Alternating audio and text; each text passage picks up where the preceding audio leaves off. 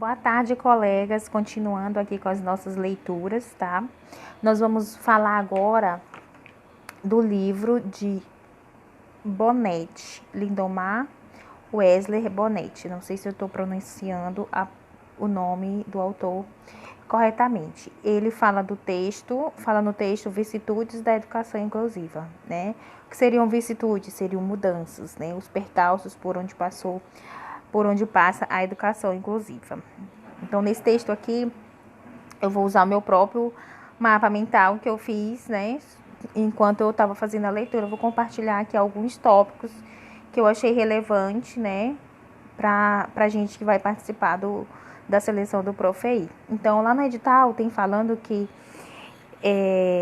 a banca vai examinar também se a nossa concepção sobre os princípios da educação inclusiva, tá? Então, eu acho que esse texto aqui, ele é muito bom para a gente refletir um pouco sobre quais são os princípios da educação inclusiva, tá?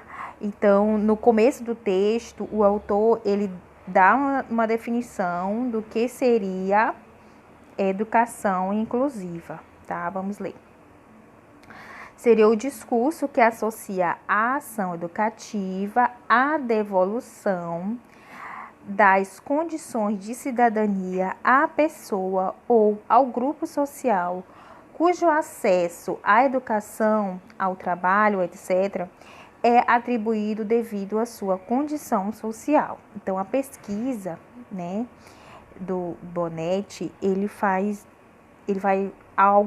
fala assim, vai além, né? Fala também do social. Então, para a gente entender melhor, no capítulo 1, ele fala da construção social da noção de desigualdade. Ele vai pesquisar isso. Como é que a pessoa se vê, como é que é como que as pessoas estão, o que as pessoas pensam, falam, ou como elas se veem dentro da sociedade, se elas se olham, têm um olhar inclusivo, se elas se acham excluídas ou não. Então, ele vai fazer uma pesquisa, né? Basicamente perguntando para as pessoas sobre o que significa estar dentro, né? O que significa estar incluso, né, na sociedade. E também ele analisa a desigualdade, né, no olhar tanto dos acadêmicos quanto no olhar dos desiguais, dos alunos, dos professores, da literatura e no olhar dos desiguais da população em geral, tá? Então, no olhar acadêmico, ele cita, né, alguns autores, Marx, Rousseau, e também fala do comum, né, do que é discutido nos corredores das universidades. Então, para Marx, ele analisa o papel dialético da desigualdade, né, a integração, a desintegração, a alienação do trabalhador e o significado histórico. Bate nesses pontos, vocês vão fazer a leitura, vocês vão perceber, né, que ele vai mais além. Rousseau, no sentido de como o homem se vê, né, o foco no homem, qual interpretação faz de si mesmo, tá? E no comum ele fala que dentro da universidade, os próprios professores, alunos falam que igualdade de direitos sociais, quando se pergunta sobre o que é inclusão, a pessoa fala que é igualdade dos direitos sociais. Enfim, já a outra parte da pesquisa, né, do autor, ele vai falando, vou fazer a pesquisa tanto nas instituições públicas, com o olhar do pobre e com o olhar da classe média, tá? Então, as instituições públicas, o que elas dizem, né, sobre a inclusão, sobre os desiguais?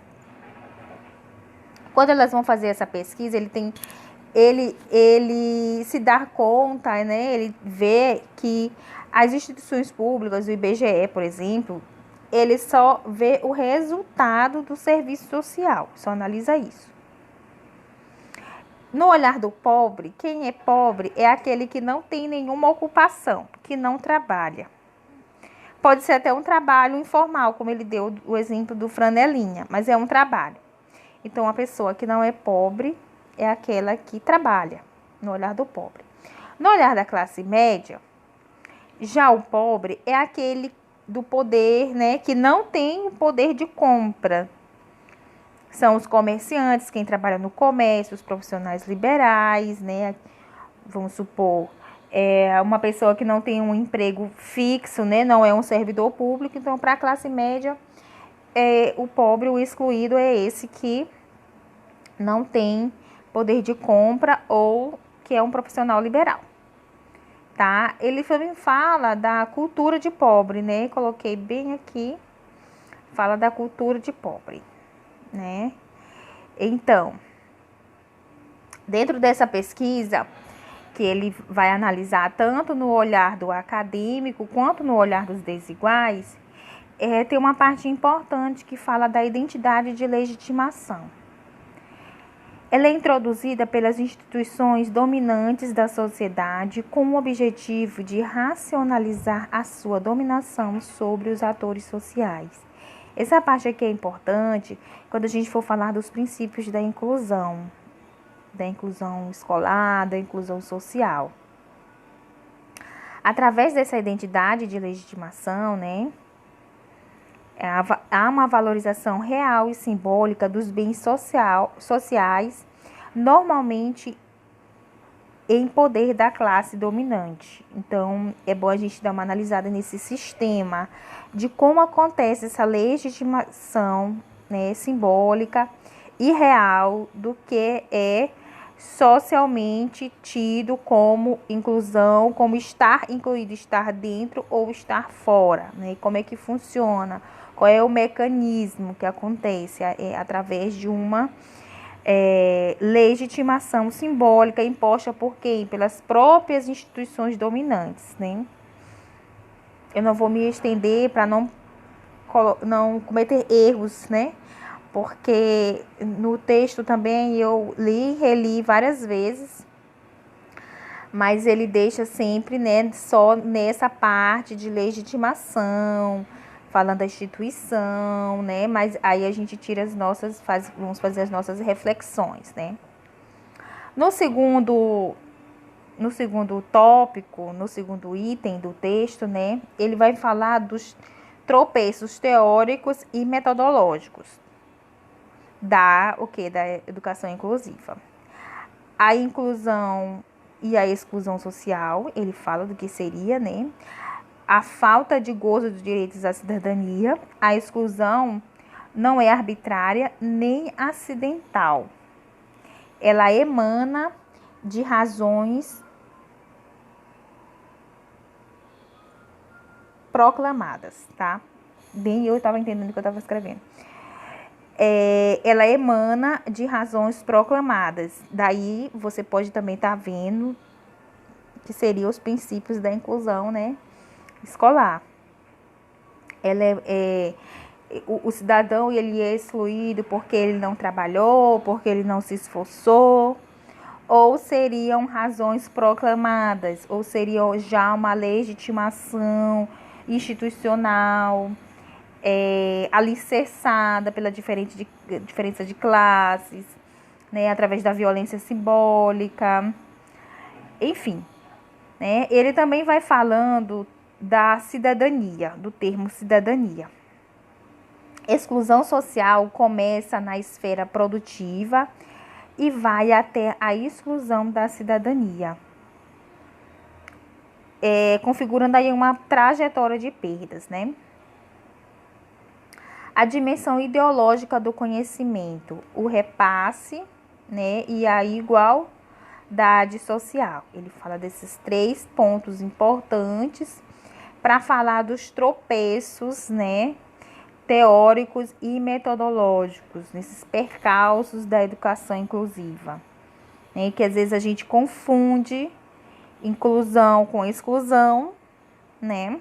A gente confunde inclusão com cidadania e a gente confunde também inclusão com aquisição de conhecimento, a questão ideológica, né? Então, vamos fazer a leitura e a gente vai fazer uma reflexão sobre esses 3 pontos importantes para a inclusão escolar, inclusão social, tá? Eu coloquei aqui como importante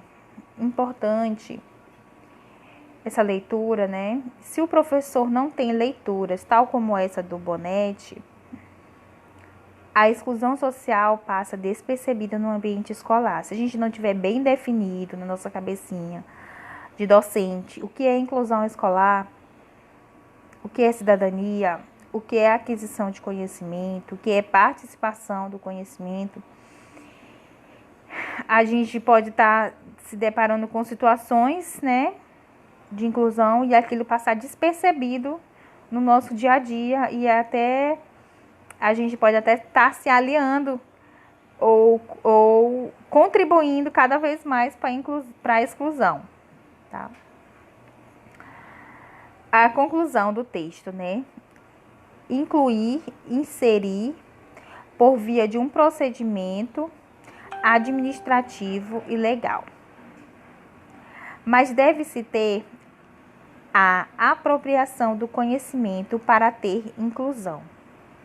A classe média e a alta guardam determinações valorativas que dá ao segmento pobre em condição de ser e não estar pobre, né? Ser e estar pobre. Na conclusão, ele faz esses 3, na verdade são 3 conclusões, ele se dá conta de 3 aspectos importantes, né? A questão da apropriação do conhecimento, como a gente tinha falado, né? O que está incluído é você se apropriar de conhecimento, é você estar dentro da escola, permanecer na escola, aprender na escola, né? Se dar conta que aquele conhecimento socialmente construído também é seu, né? Também faz parte da sua vida, do seu cotidiano, da sua comunidade.